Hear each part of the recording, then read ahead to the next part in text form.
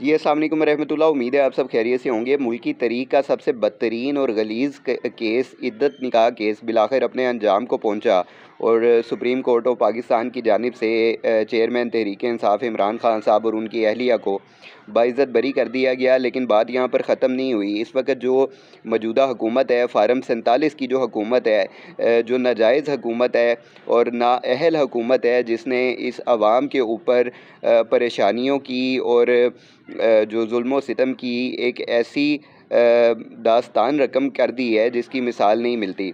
बहरहाल इन्होंने क्या किया है कि वज़ीर इत्तलात साहब जो हैं, जो ख़ुद अपनी सीट हार चुके थे और फार्म 47 से वो उनको ये वज़ीर का ओहदा नवाजा गया और वो ओहदा उनके पास कैसे आया ये आप सभी लोग इनसे वाकिफ़ हैं। और भी दीगर जितनी अरकान असम्बली हैं जिनमें कई ख़वातीन भी शामिल हैं, उनको भी क्यों ओहदे नवाजे गए हैं ये भी सब जानते हैं।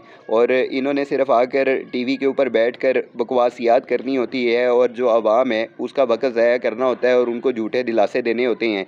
यही इनकी सबसे बड़ी कामयाबी है। दूसरी जानिब जो हमारी वज़ीर आला पंजाब साहिबा हैं, उनको अपने फ़ोटो सेशन से ही फ़ुर्सत नहीं मिलती, तो कभी वो अपनी वीडियो शूटिंग करवा रही होती हैं और कभी वो किस किस्म की वीडियोस बनाकर अपलोड कर रही हैं जिनका सिरे से कोई वजूद ही नहीं है। आप एक तरफ देखें कि आपके मुल्क में इस वक्त हालात किस किस्म के चल रहे हैं, लोगों का जीना महाल किया हुआ है आपने, और आप अपनी करोड़ों रुपए की गाड़ियों में बैठ कर तो एसी डीसी को फ़ोन करके कह रही होती हैं कि मैं यहाँ पहुँच रही हूँ और मैं वहाँ पहुँच रही हूँ।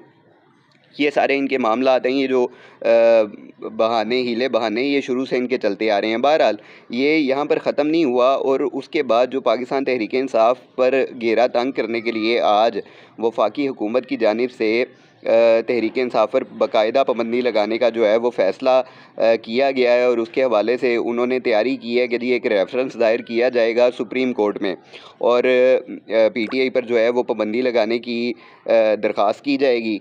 इमरान खान साहब, डॉक्टर आरिफ अलवी साहब, शाह महमूद कुरैशी साहब और कासिम खान सूरी साहब पर जो है वो आर्टिकल 6 लगाने की है जो इस्तदा की जा रही है। तीसरा ये कि जो ओवरसीज़ पाकिस्तानी हैं उनके ख़िलाफ़ भी जो है वो कार्रवाई का आगाज़ किया जाने लगा है। ज़ाहिर है इस वक्त जो सबसे ज़्यादा पाकिस्तान को रेवेन्यू जो जनरेट होता है और जो पाकिस्तान का मामला चलते हैं वो ज़्यादा ओवरसीज़ पाकिस्तानियों की वजह से चलते हैं जो बाहर से पैसा इस मुल्क में भेजते हैं। लेकिन ये मुल्क इस काबिल नहीं है, ये हुकूमत इस काबिल नहीं है कि उनको यूटिलाइज़ कर सके।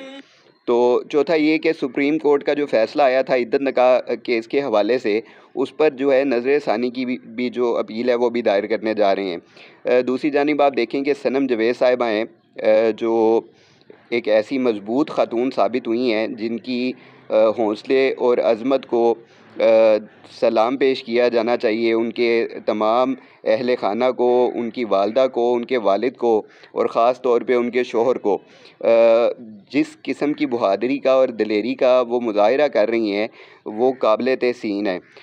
बार बार गिरफ़्तारियाँ होने के बावजूद उनका ज़रा सा भी हौसला नहीं टूटता और जब एक केस से उनकी ज़मानत होती है, अदालत फ़ैसला करती है कि इनको घर जाने दिया जाए और बाहर से किसी भी दूसरे थाने की, किसी भी दूसरे शहर की पुलिस आकर उनकी दोबारा गिरफ़्तारी डाल देती है। कल भी हमने यही मंज़र देखा कि उनको अदालत की जानिब से बाइज़्ज़त बरी किया गया और उसके बाद जब वो बाहर आईं तो कुछ देर बाद इस्लामाबाद की पुलिस ने उनको दोबारा हिरासत में ले लिया। अब आज उनको इस्लामाबाद हाई कोर्ट में पेश किया गया। अदालत ने आज उनकी फिर जो है वो गिरफ़्तारी को कालादम करार दे दिया और उनको जुमेरात तक जो है इस्लामाबाद हाई कोर्ट में रहने के लिए जो है वो कह दिया गया कि ये जो बार बार की गिरफ़्तारी है इससे बचा जा सके। बहरहाल ये जो हुकूमत है इस वक्त जिस तरह के ये होछे हथकंडे अपना रही है, एक सबसे बड़ी अक्सरियत जो जमात है पाकिस्तान तहरीक इंसाफ, जिसने सबसे ज़्यादा वोट लिए, जिसके साथ जुल्म और सितम की दास्तानें रकम की गई, जिसका जो इंतखाबी निशान था वो छीना गया, जो इलेक्शन के दौरान जो कागज़ात नामज़दगी थे वो जमा करवाते वक़्त जो मेंबरान थे जो इलेक्शन लड़ना चाहते थे उनको गिरफ़्तार किया गया, उनको नामालूम मुकाम पर मुंतकिल किया जाने लगा।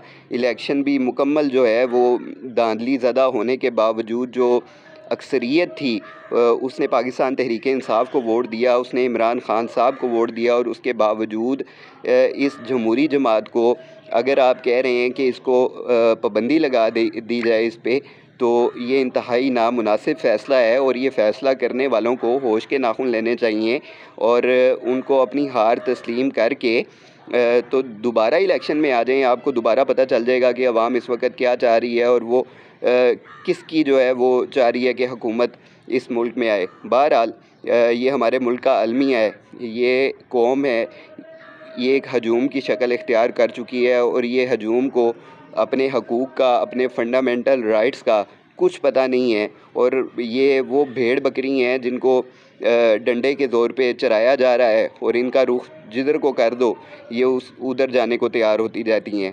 ये हालात इंतहाई अफसोसनाक हैं, और जिस तरह लोग पहले से ही बदज़न हो चुके हैं, लोग इस पाकिस्तान से जाने की कोशिशों में हैं। पासपोर्ट के जो दफातर हैं उनके बाहर लोगों की एक ऐसी लंबी कतारें लगी हुई हैं जो अपनी ख़ानदान समेत यहाँ से शिफ्ट होना चाहते हैं।